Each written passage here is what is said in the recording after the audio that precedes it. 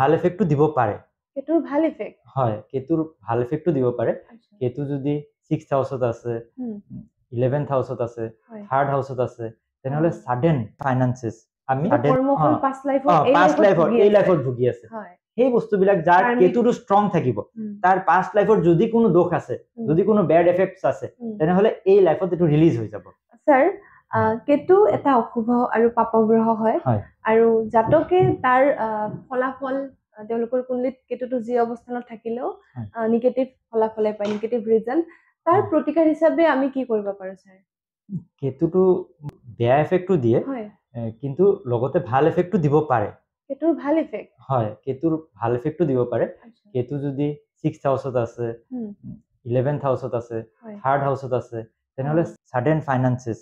sudden প্ৰাপ্তি যিকোনো বস্তু সাডেনলি লটাৰী টিকেট বা সাডেন যদি কিবা পাব লাগে তেনেহলে হেতু কেতুৰ পৰা আমি পাব পাৰো যদি 369 পজিশন হয় 369 পজিশন যদি ৰাহু বা কেতু হয় 3611 হয় 3611 ৰ যদি ৰাহু বা কেতু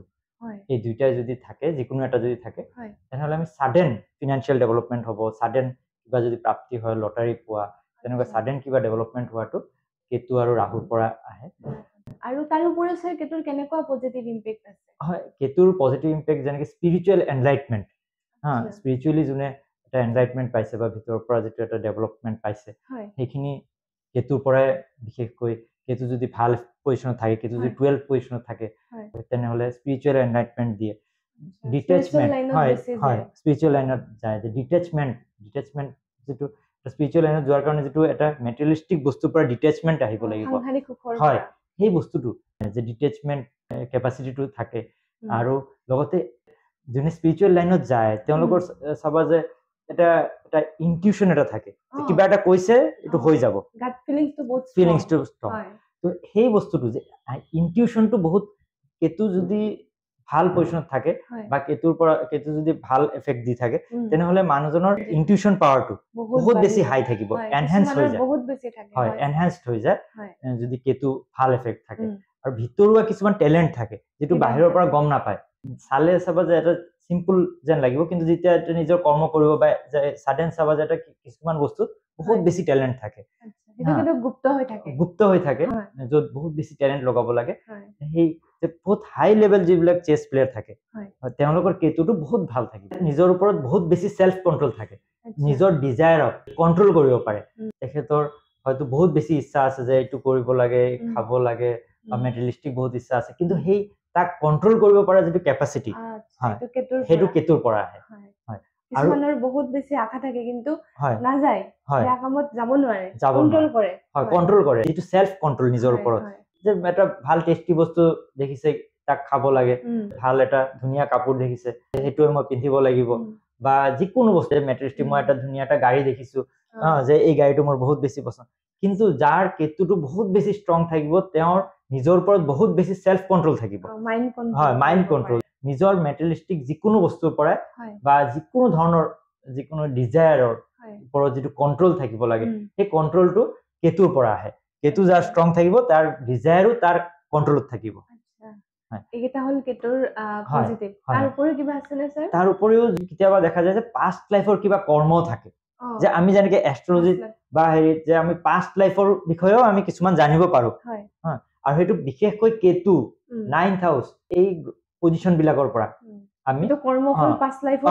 লাইফৰ এই লাইফত ভুগি আছে সেই বস্তুবিলাক যাৰ কেতুটো ষ্ট্ৰং থাকিব তাৰ পাস্ট লাইফৰ যদি কোনো দোষ আছে যদি কোনো ব্যাড এফেক্টস আছে তেনেহলে এই লাইফত এটো ৰিলিজ হৈ যাব সেই বেয়া এফেক্ট বিলাক শেষ হৈ যাব আৰু এইটো জীৱনত ভোগ কৰিব লাগে হয় আৰু তো তেনেকুৱা বহুত কেইটামান বস্তু আছে যেটো আমি কেতুৰ পৰা পজিটিভ মানে কেতুটোক স্যাৰ মিস্ট্ৰি প্লেনেট বুলি কোৱা হয় মিস্ট্ৰি প্লেনেট হয় বহুত বেছি মিস্ট্ৰি আছে কেতুটো আৰু তাৰ উপৰি এতিয়া যিখিনি বেয়া তাৰ প্ৰতিকাৰখিনি আমাৰ দৰ্শকসকলক হয় যাৰ কেতুটো নিচস্ত হৈ আছে এতিয়া আমি যিখিনি পজিটিভ এফেক্ট কলো হেতু হল যাৰ উচ্চস্ত হৈ আছে তুংগী হৈছে বা মিত্ৰ স্থানত বহিছে বা যদি 3rd হাউস 6 আৰু 11th হাউসত বহিছে বা স্পিৰিচুৱেল লাইনত যোনে যাব তেওঁলোকৰ যদি 12 হাউসত বহিছে তেনেকুৱা পজিশনৰ কথা আমি ডিসকাস কৰিলো কিন্তু যাৰ নেগেটিভ যে নিচস্ত হৈছে বা অশুভ পজিশনত বহিছে তেনেকুৱা ক্ষেত্ৰত তেওঁলোকে কেটছাই ৰত্ন ধাৰণ কৰিব পাৰে গ্ৰে কালাৰৰ কাপোৰ মাজে মাজে গ্ৰে কালাৰৰ কাপোৰ পিন্ধিব পাৰে তেনেহলে কেতুৰ পজিটিভ এফেক্ট আহে গণেশ চতুৰ্থীত ফাষ্ট ব্ৰত ৰাখিব পাৰে আৰু গণেশ ভগৱানক পূজা দিব পাৰে তেনেহলে কেতুৰ যিটো নেগেটিভ এফেক্ট আছে গোটেইখিনি নাইকিয়া হয় আৰু কুকুৰক খোৱা দিব পাৰে ডোনেট কৰিব পাৰে বগা বস্তু কলা বস্তু ব্লেংকেটছ কম্বল এইবিলাক ডোনেট কৰিব পাৰে নেমু কল এইবিলাকো দান কৰে টেঙা বস্তু বা কল এইবিলাকো দান কৰিলে কেতুৰ যিটো অশুভ প্ৰভাৱ হয় সেইবিলাক দূৰ হয় আৰু কেতিয়াবা দেখা যায় যে আমি কাণ ফুটাব দিওঁ কেতিয়াবা যে লৰাৰো কেতিয়াবা কাণ ফুটোৱা যায় হয় দেখা যায় সেইটো কেতুৰ প্ৰভাৱটো পজিটিভ কৰে কেতুৰ হয় গোল্ড পিন্ধিলে কেতু যদি নেগেটিভ থাকে তেনেহলে কাণ ফুটাই যদি তাতে যদি সোণৰ ইয়াৰিং যদি পিন্ধা যায় বা সোণৰ যদি কিবা ৰিং পিন্ধা যায় তেনেহলে কেতুৰ যিটো নেগেটিভ এফেক্ট আছে সেইখিনি দূৰ হয় লৰাৰ কাৰণে চবৰ কাৰণে কাণ ফুটাই যদি ৰিং পিন্ধা যায় তেনেহলে কেতুৰ যিটো নেগেটিভ এফেক্ট আছে সেইখিনি দূৰ হয়